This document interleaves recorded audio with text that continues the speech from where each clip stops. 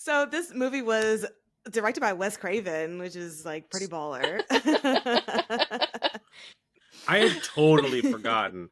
And then his name came up on the directed by card, and I was like, oh, fuck, that's right. Right. Yeah, which is Yeah, cool. Brian like screamed. I, Yeah. did, I was like, Wes ah! Craven! Hello. Do you want to play a game? What's your favorite scary movie? Be afraid. Be very afraid. See dead people. You're gonna need a bigger boat. Here's Johnny. The power of Christ compels you! The power of Christ compels you! Whatever you do, don't fall asleep. Welcome to Talking Horror with Jamie and Nikisha. Hi, I'm Jamie. And I'm Nikisha, and this is Talking Horror with Jamie, And Nikisha.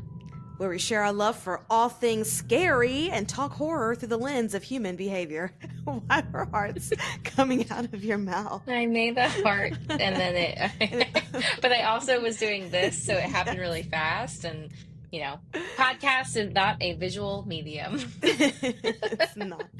But if you're watching us on YouTube, then it is. Hey, you knew exactly what I was talking about. Gorgeous. Welcome, everyone. Happy Black History Month. We're still in it to win it. And woo-hoo, with that, today we are talking about the 1995 vampire comedy horror, Vampire in Brooklyn. Evil is necessary. Evil is necessary. Thereby, if it's necessary, evil must be good. Evil is good. That's what I think. It must be. Evil must be good. Let me hear y'all say it. Evil is good. That's right. Evil is good. Ooh. Eddie Murphy, scary. Ooh. I mean, I'm sure we'll get into it. Yes. So this movie was directed by Wes Craven, which is like pretty baller. I had totally forgotten.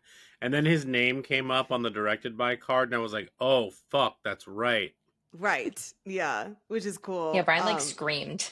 I was like, ah! Is exactly like that. Yeah. As you should for Wes Craven. But it was also written by Eddie Murphy and his brothers, Vernon Lynch and Charlie Murphy. Charlie Murphy. Charlie Murphy. I know it says Charles Murphy, but I'm like, it's Charlie Murphy, y'all.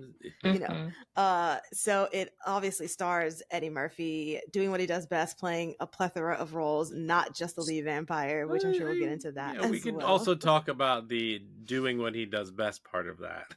Yes. Gorgeous. But also a stacked cast of Hollywood Black actors. Angela Bassett is in this. Yeah. Alan Payne, Kadeem Hardison, John Witherspoon. This movie is John my god, Witherspoon. I can't. And lastly, sorry, before we get into it, Zakes, McKay, and Joanna Cassidy. But go ahead, producer Brian. I love Mr. Witherspoon. Same. And obviously I know him from his movies, but he will forever be the Wayans brothers' father on the TV Thank show. You. Yes. Truly one of my favorite shows ever. I fucking loved the Wayans brothers. He was so funny on that show. Mm-hmm. That and that's where I like really fell in love with him. And obviously I've seen him in like the other films that he's done, but like that's the one. I agree 1,001%. And a lot of people go off to his movies, but like him in the Wayans brothers is the cement in my brain. Yeah, me too. Oh my god, he's so good. It's so good. But he's also in this, and so we'll talk about all of that. So heavy spoilers for Vampire in Brooklyn. And Jamie, hit us with any trigger warnings. Oh god. Let's see. This movie is about vampires. So if you don't like vampires, be aware. And so there are references to vampire-like activities, blood sucking, death, turning someone into a like decaying ghoul servant, who also eats bugs, a la all of the other, Dracula lore that we've gotten. Yeah. He turns into a wolf, so if you don't like wolves, yeah, well, I guess. There's also animal cruelty. He fucking kills that dog at the beginning. And the cat. Yeah. Yeah, jeez. Mm-hmm. Yeah. Yeah, this is what the mid 90s. They don't care about animals. 95, yeah. No, well, at the end of the credits, it says like no animals are harmed, and I was like lies. Woo! Just for our audience watching and listening, I'm putting on Burt's Bees. My lips are chapped, but I am not. Not possessed. I just want to be super clear that I'm not possessed. That's exactly something a possessed person would say. But we'll keep an eye on What do I say it. then? Do I just like put it on casually without like saying anything? But I want you to know that I'm not possessed. I must have been possessed when watching this movie. We'll get into it though.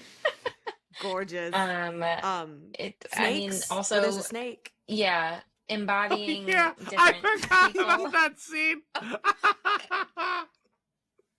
Oh shit! Yeah. Oh. Oh my god. Being impaled. Vampire stuff. White face. Oh, white face. Is that what Italian face.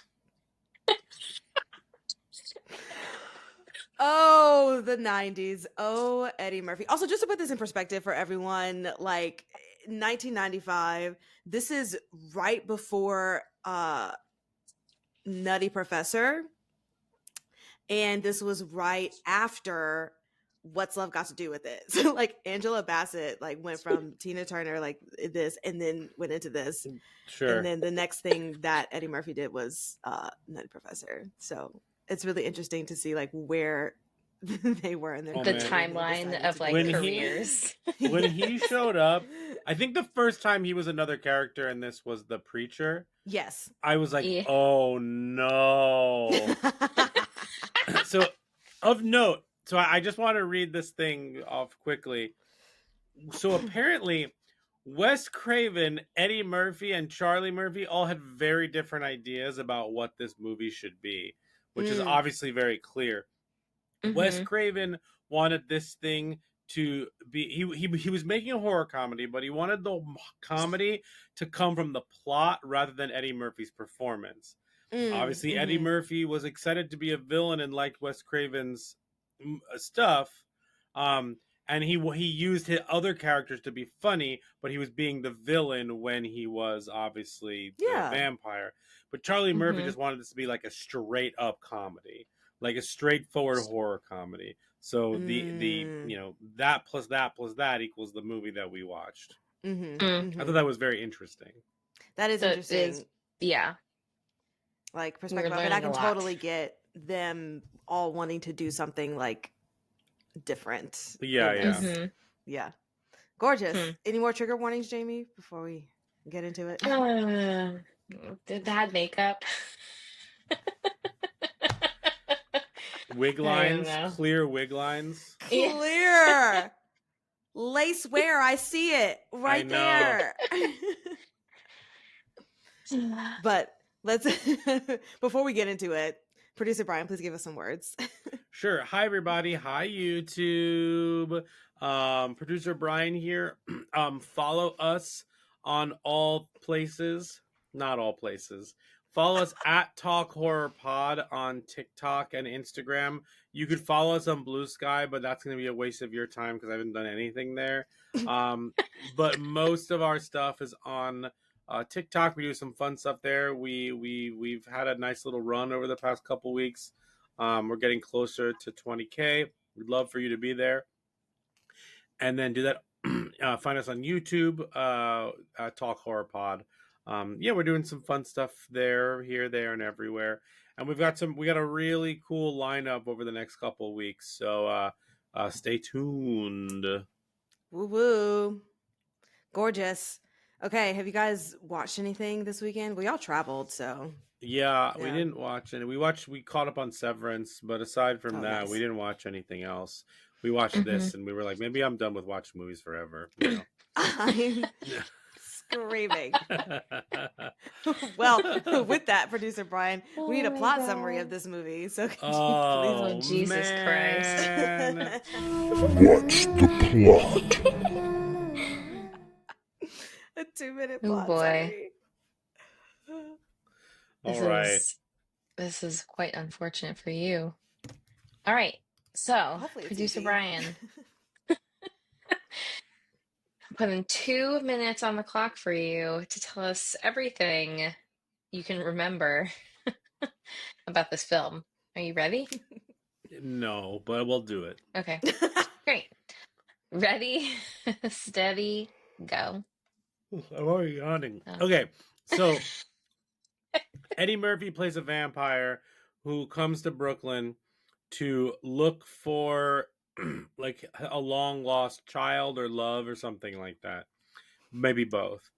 And he runs into some people like John Witherspoon and his nephew, Julius.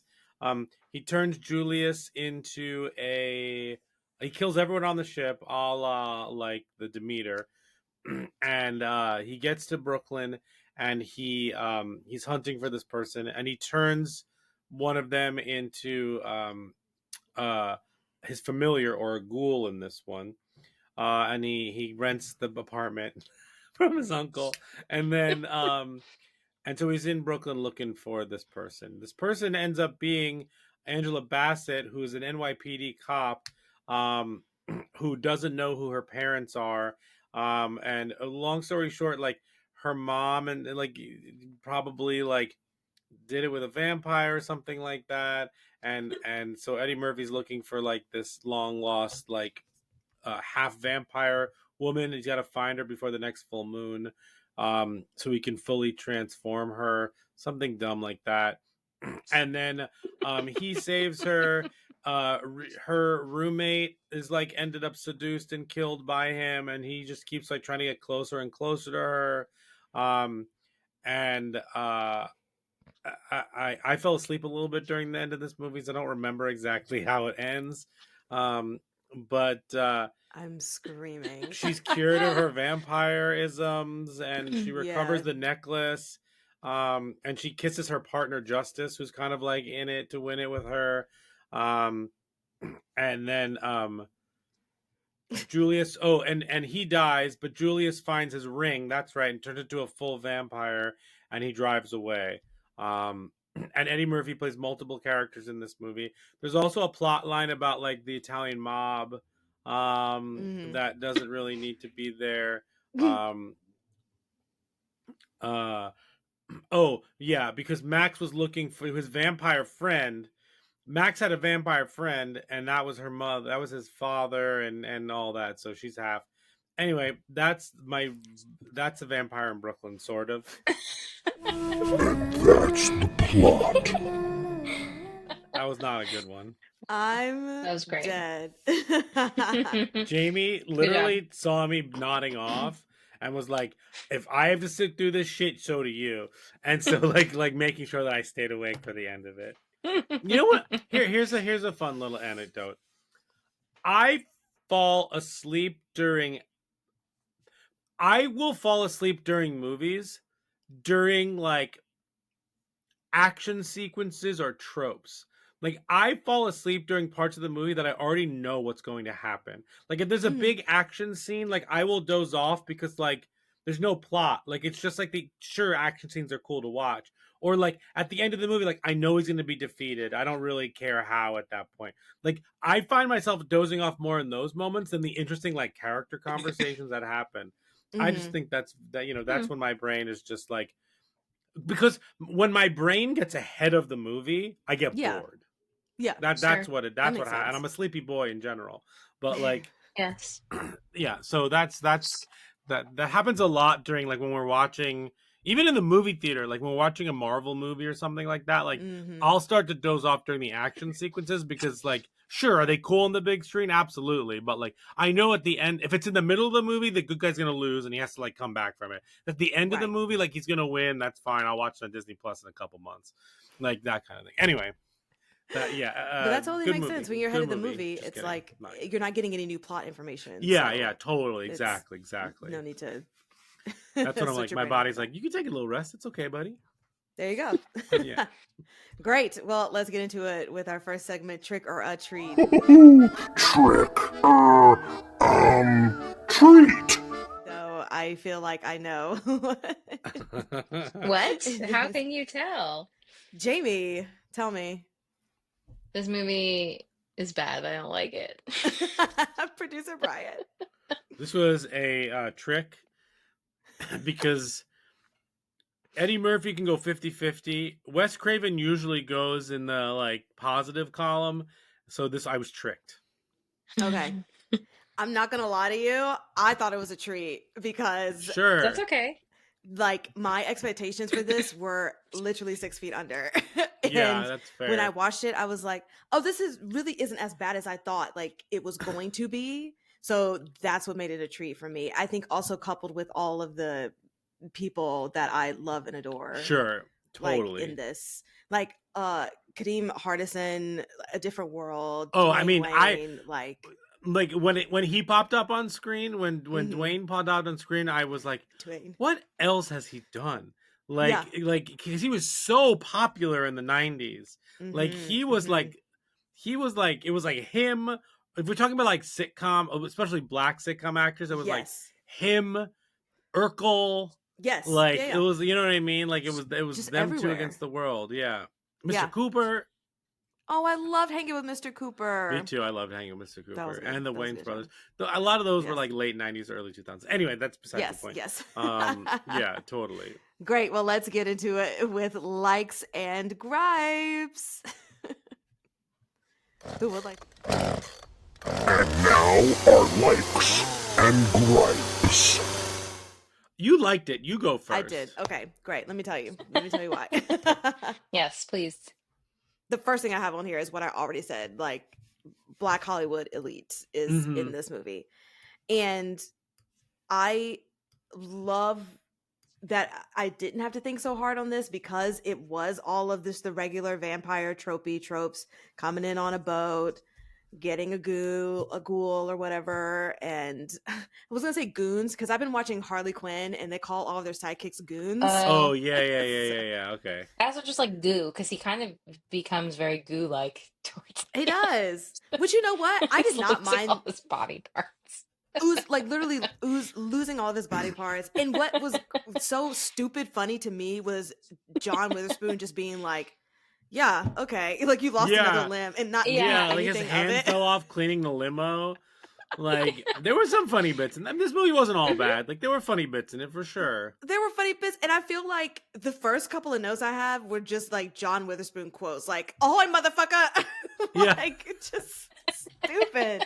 I wish he was in the movie more. He genuinely made me laugh in this movie. 100%. Absolutely. And then that makes me think, like, how many of these lines were just improv, like, Ad-libbed. go forth, you know? Sure. But then I appreciate that more of, like, yeah, just fucking go off the wall. Like, when you have a movie with people who have cemented themselves as comedy people, like, all I can do is just not take it seriously and laugh at everything that they're doing, that's fair, right? Totally.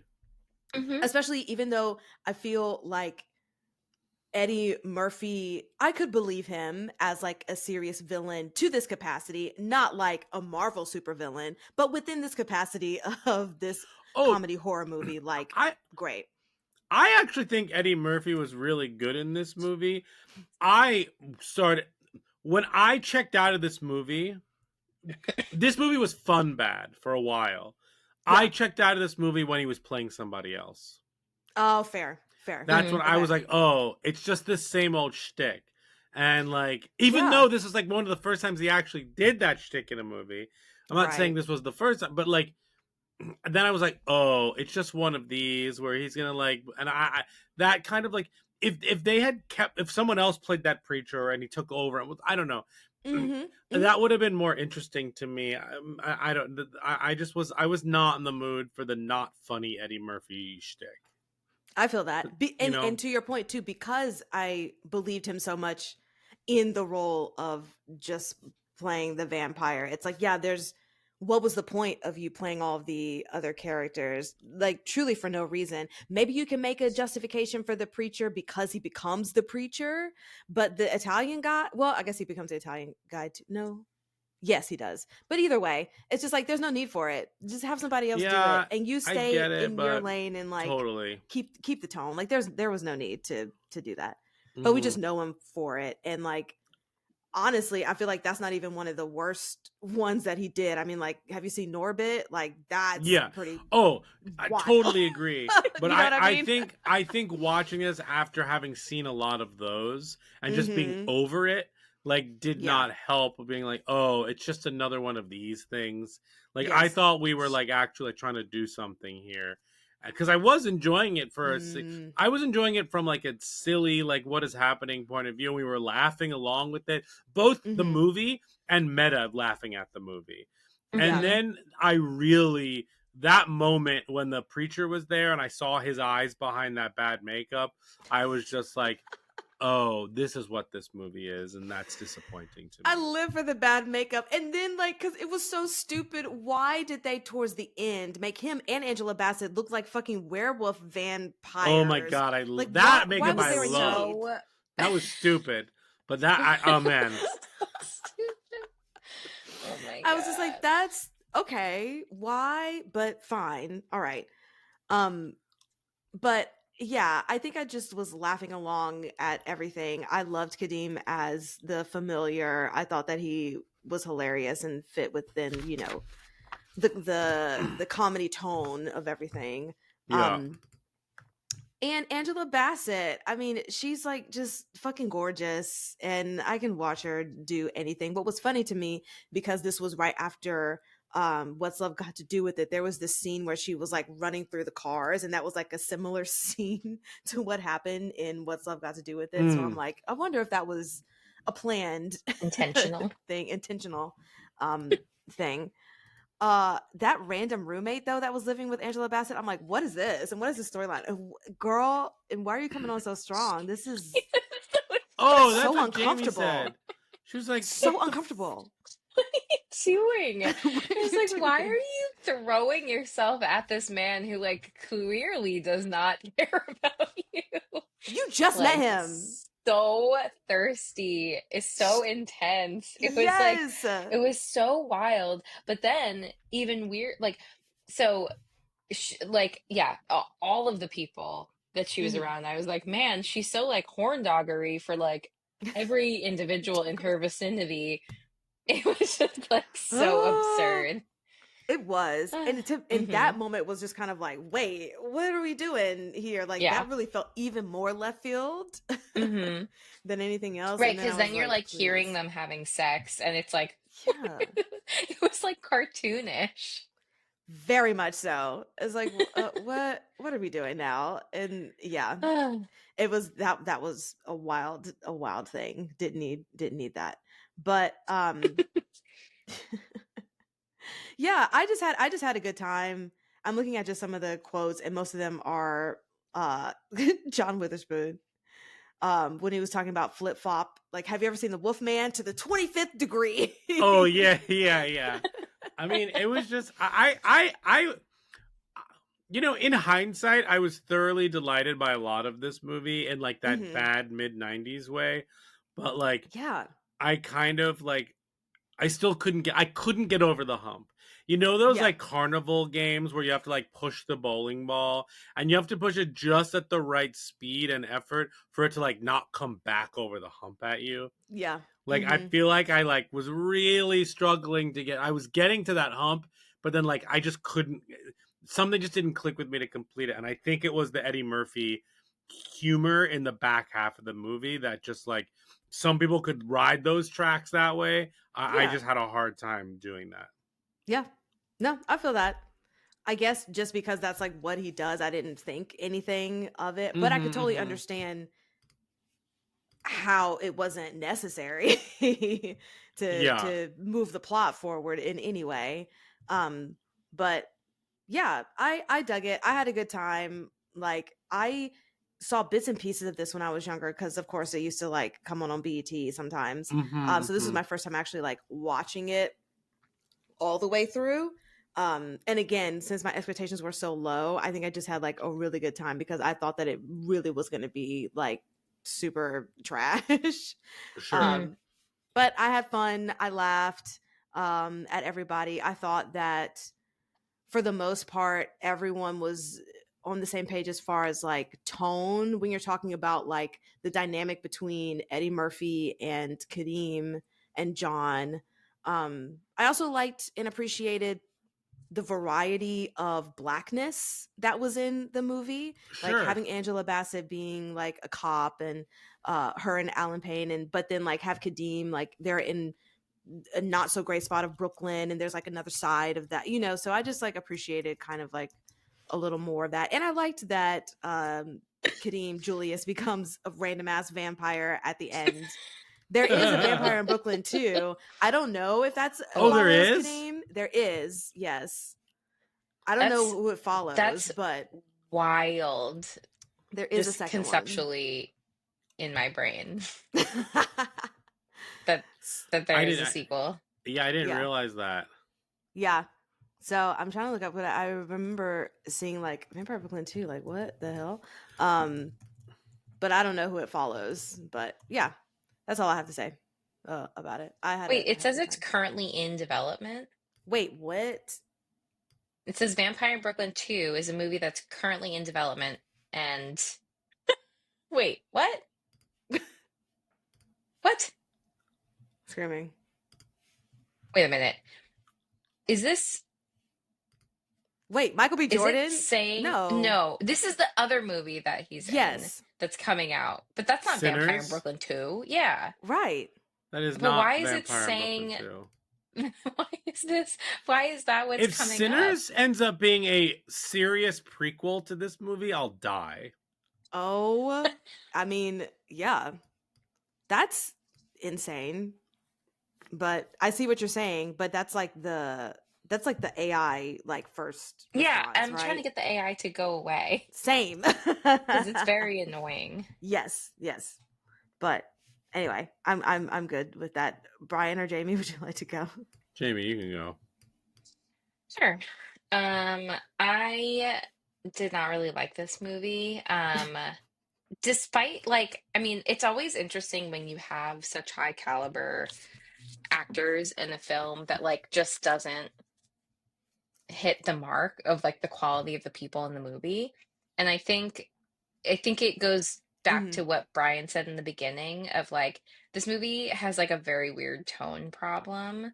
And just kind of feels very all over the place for me. I think that it tries so hard to be funny that I was like laughing, but I was like annoyed that I was laughing at things. Yes. Like that was where it was at for me. That's how it was hitting.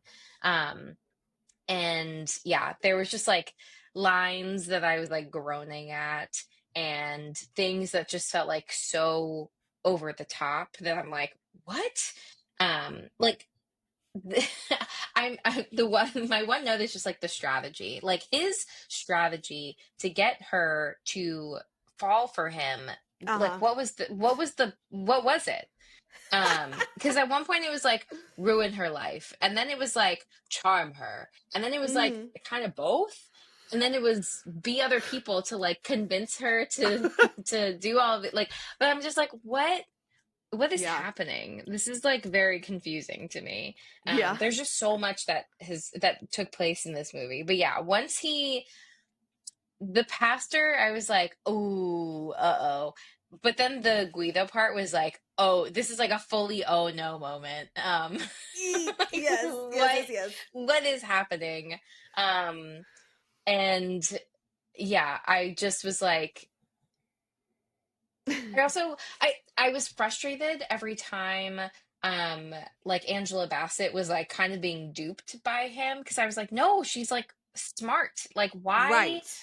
It's annoying to me that she's like falling for all of these like dumb tricks. Yeah. Like, why is she believing this stranger that her partner that she like has a thing with had sex with her roommate? Like, there's nothing that he's giving that makes it seem that way, other than this random person making a comment. But like, it's also an opportunistic thing for this person to make a comment to like get out of this situation. Like, I don't know, I just was like, you're not using your like big brain skills, and it's really bothering me, because in all these other circumstances, the clues, if you will, are pointing towards like you being smart, but now you're being very dumb, and I like can't hold both of these thoughts in my brain together at the same time. So I agree. Like, that happens a lot in movies where they really set up this like really, especially with women, they set up really smart women characters who are like PhDs, and like they work in museums, and they're, you know, whatever. I'm just saying that, but like, and then they fall for like this, like, I don't know. It's so and it's not hard to to say believe that like and this isn't like specific to women, but it's like, you know, in reality, like street smarts and like education and all of these things, like they're not all at the same level. But I find like, I also don't like that particular trope. I'm like, why are we consistently doing this with women? And like, what are you trying to say here? And it bothers me. So I think that just like gets me riled up and like annoyed at what I'm watching, because I'm like, I don't want to watch this person fall for like the stupidest things, Right. because it just seems so dumb. Because I also think that like, I think people are really smart, especially in initial interactions with people. And so like, the fact that she's giving this complete stranger the benefit of the doubt and believing like the most absurd things at the jump actually implies that she has a terrible judgment in characters, and is probably not smart, because more often than not, like, it's the opposite, where it's like, if somebody is showing you who they are and they're a dirtbag, then like we walk away from them because they're a dirtbag. But typically people are not.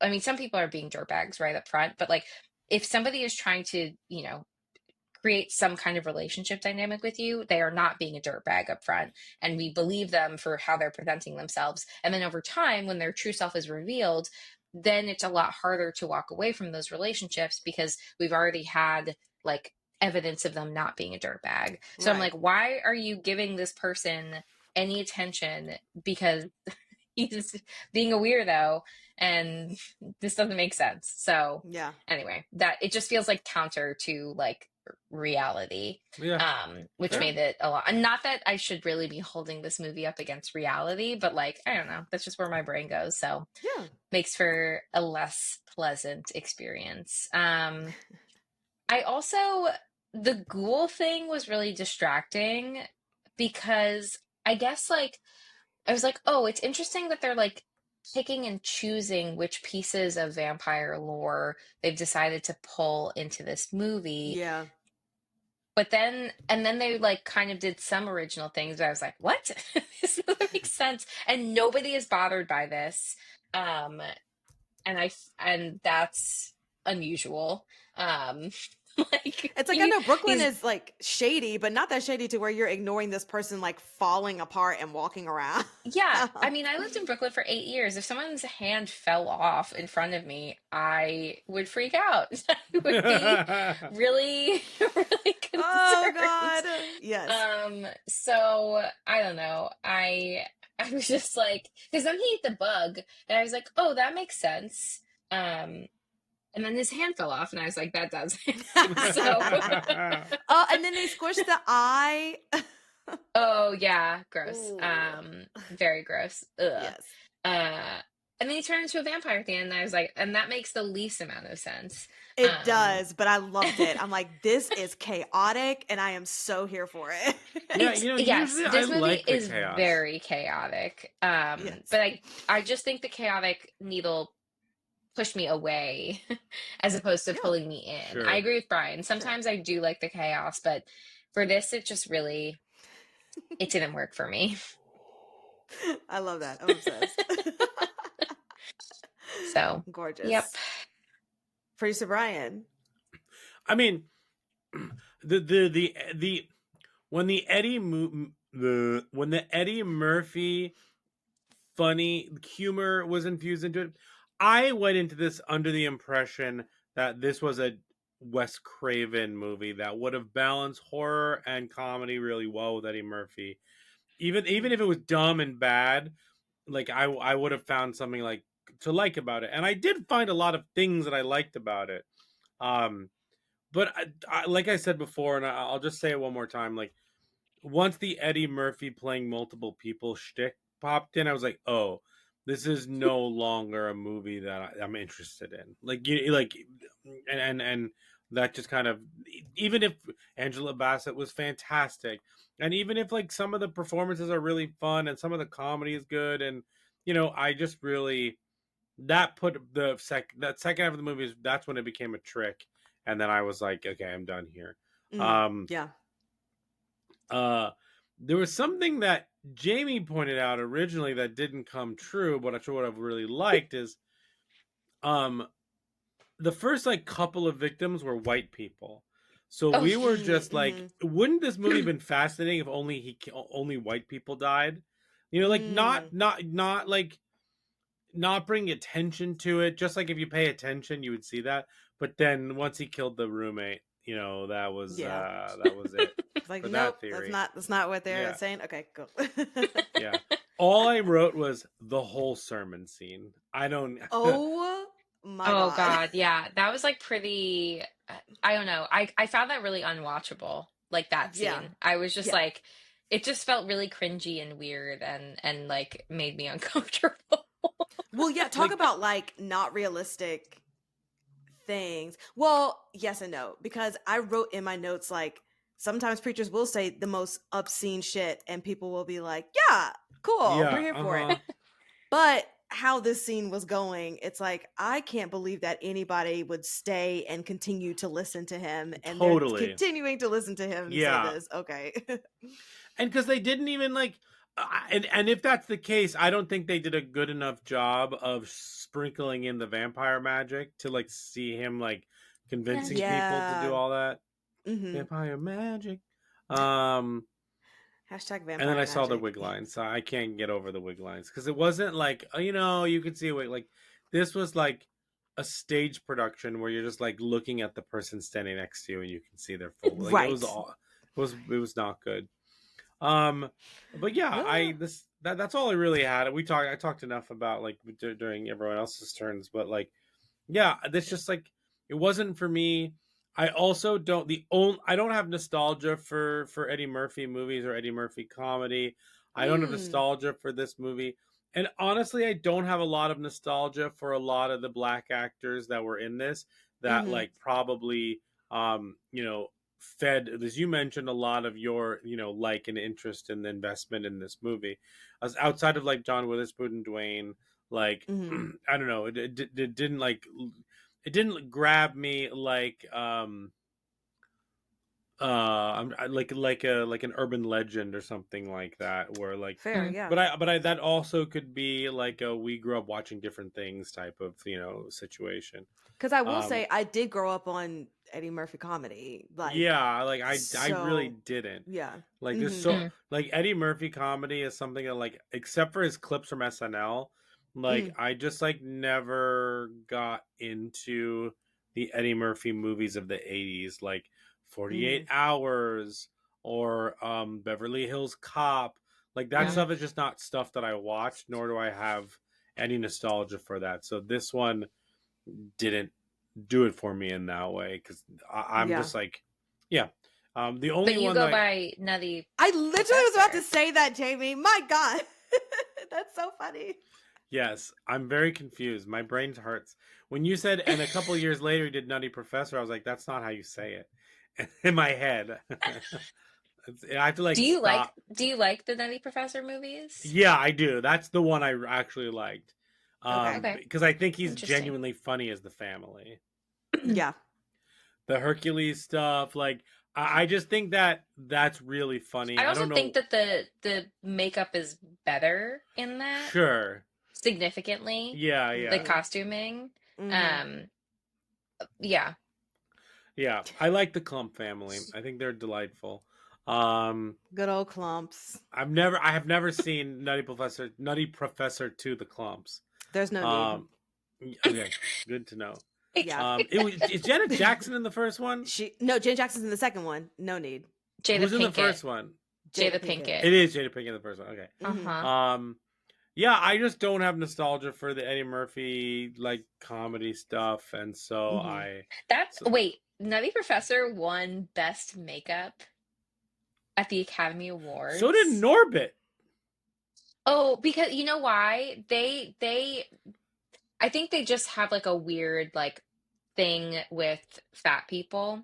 Like I think that it's like, I don't know why, but I do think that they love fat suits. And like I think there's just this internalized fat phobia thing happening that like always does something. I mean, look at The Whale. Like it was really popular.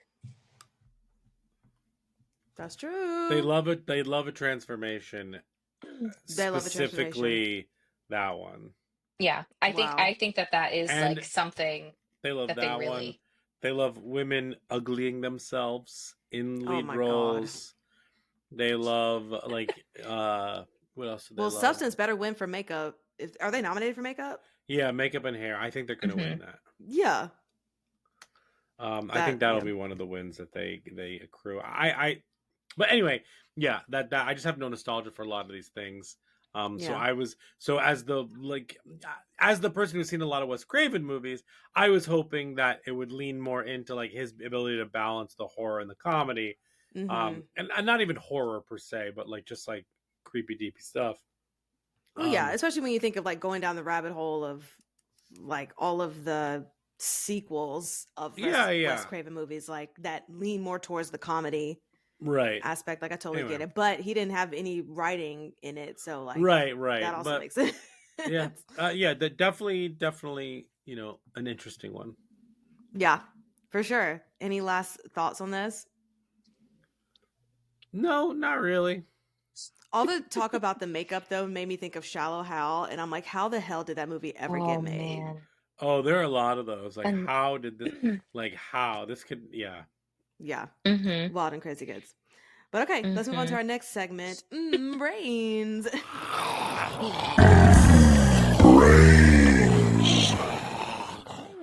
Tasty. So tropes. We love to hate them, hate to love them, whatever. But in this movie, the trope of not knowing who your parents are, so you don't have a sense of yourself and you're trying to like find it throughout the rest of the movie. So my question to you, Jamie, is there a direct correlation to having more of a sense of self or of who you are based on if you were raised by your biological parents, or is just being raised in a healthy household like all you need to find your sense of self? Yeah, I think this is a good question. Good question. Good question. Thank you. I think that, I mean, I definitely think that like healthy relationships with your caregivers, is a big part of your sense of self and your identity. But I think there are some circumstances where like understanding a different kind of biological connection can have an impact on one's sense of self. And I think depending on the circumstances and like information that they do have access to, I think that, that I also think like, I think we've talked before about like conversations about adoption and things and like the impact that could have. So I feel like it really depends on like how certain pieces of information might be communicated. But like I think having open, honest communication and like loving family, and like instilling other good values and things like that can still help build a very positive like self-esteem and sense of self, even if it's not, your caregivers aren't your biological parents. Yeah, I agree. And that just makes me think too about like when people are in therapy, and how sometimes maybe like knowing how a biological parent like responds to certain situations and stuff, and that affects like how you respond to things. And Mm-hmm. so like sometimes it is nice just knowing like, okay, well, I know my mom handles situations like this, and that has now made me handle situations like this, Mm-hmm. But I also understand what you're saying too about like communication and just making sure that like if the communication is open and you have a healthy household, like you're still able to like find a sense of who you are, even if you can't get that information from like biological family.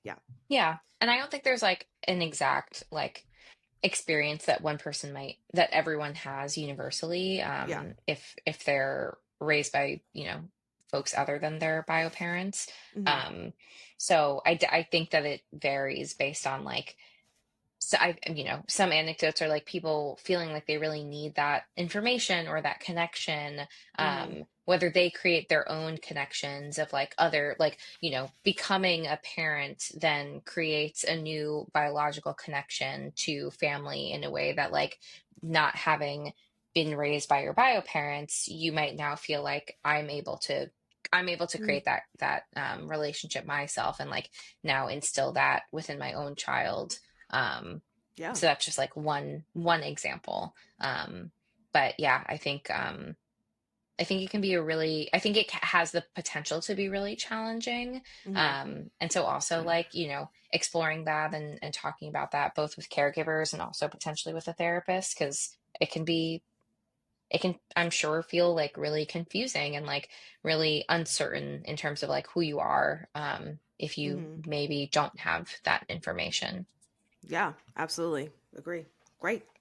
And my last question is, if a person finds themselves in a situation that's where it's hard to leave an abusive relationship, maybe because they've lost support from family or friends, or like if within the context of this movie, the vampire is trying to like isolate her from all the people, so she has no choice but to come back to him. My question is, where would you suggest like people would go, or what would you suggest they do to take the necessary steps to be able to leave a relationship if they don't have the support of their family or friends?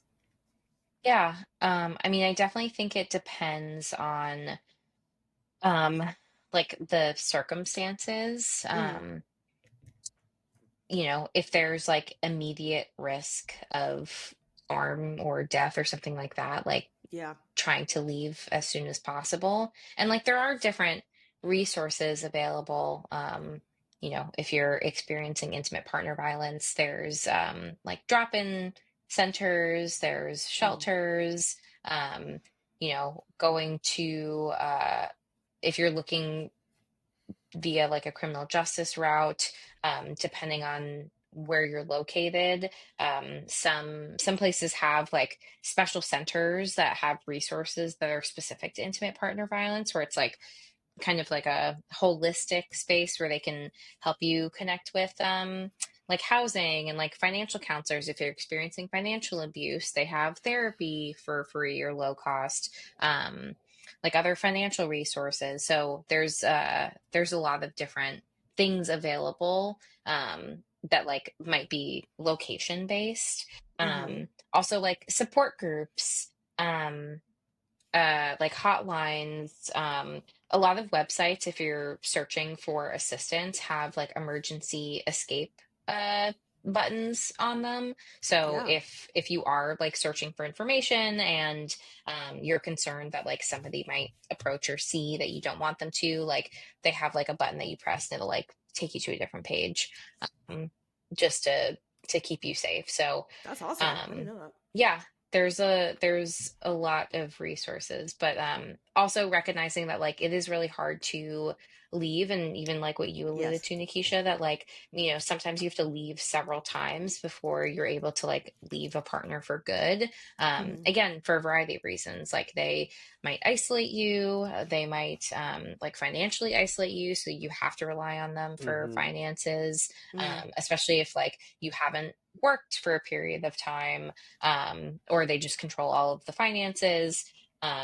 You know, when children are involved, that also becomes a really challenging piece of the puzzle. So there's a lot of things, a lot of barriers that make it really difficult to leave. Yeah, absolutely. Thank you for that. No, that's great. Great. That's all that I have. I for imagine it's advice. harder when there's a vampire involved. You know, Excellent point. they're excellent point. They're everywhere all the time, following you, getting into other people's bodies, trying to trick Yeah. you. Oh, another tactic is to uninvite them, you know. Never invite them in. Oh my God. One thing, every so often I end up on Witch Talk. And one thing that I've learned that I will never forget is don't have a welcome mat. Like if you have a doormat, make sure it doesn't say welcome, because that's inviting anything into your home. Great point. That is awesome. That is, yes. Yeah. Great. Don't thank me. Thank the witches out there. They're doing the work. Doing the Lord's work. I mean, the hard work. They're doing whoever their respective yes, you know, powers that be ours work.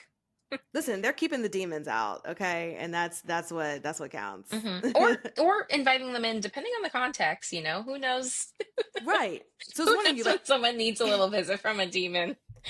There's actually several people on my list that I think could probably use a visit. Well, I think that's your tactic. You sneak up to their house and replace their doormat. Yeah. Actually, if any Etsy witches want to reach out to the podcast who do good work, please let a girl know. I am screaming. And then when you sage, like, leave all the windows closed so like nothing can go out, but they'll just like come and congregate. That's also what I learned. If you want to sage, that sounds bad. Like you leave your windows open so that the spirits or whatever can like leave. But if you want them, for the people that we want the demons to possess, you're saying like I'm saying leave the windows closed, sage the place, let the demons come out even more. That makes sense. Oh my God. Crazy. Okay, I'm done. Should we Rotten Tomatin this? Yeah, let's do Rotten Tomatin. It's the Rotten Tomatoes game. Yeah. Man, I can only imagine what this is going to be. I know. Yeah. I know it's going to be awful. Jamie, why don't you start? What do you think this has on Rotten Tomatoes? 46. 46. Nikisha. Oh, I was going to say 21. It has an 11%. Yeah. Damn. Okay. Is this the lowest movie we've ever done? No. I don't know. The popcorn meter is 31%. Neither scary nor very funny, this misguided effort never lives up to its premise. Wow. Straight to the point. Straight to the point. All right. What do you think this has on Letterboxd? Again, it's 0 to 5 with decimal points. Nikisha, you go first. 1.8. Jamie? 2. 2.5. Okay. Wow. I have not read. Is everyone okay on Letterboxd? Yeah. I feel like this is a cult classic for some people. I think it is. Yeah, maybe. Yeah. I think you are correct. For some people. It's on a lot of lists. I'm just Emphasis saying. on some. It's on a lot of lists, or some people's lists. So these all three of these are really long for the most popular reviews. So one person just like, well, this was better than I remembered. And then another person is like, I've heard of this film for a while, and then and it's like a million words long. Oh. And here's the one. Number 2 is, most of the jokes don't land, and this is all fairly standard stuff, but 90s vibes and Angela Bassett elevate all kinds of nonsense for me. Good old Angela Bassett. She'll give it to you every time. Here's a...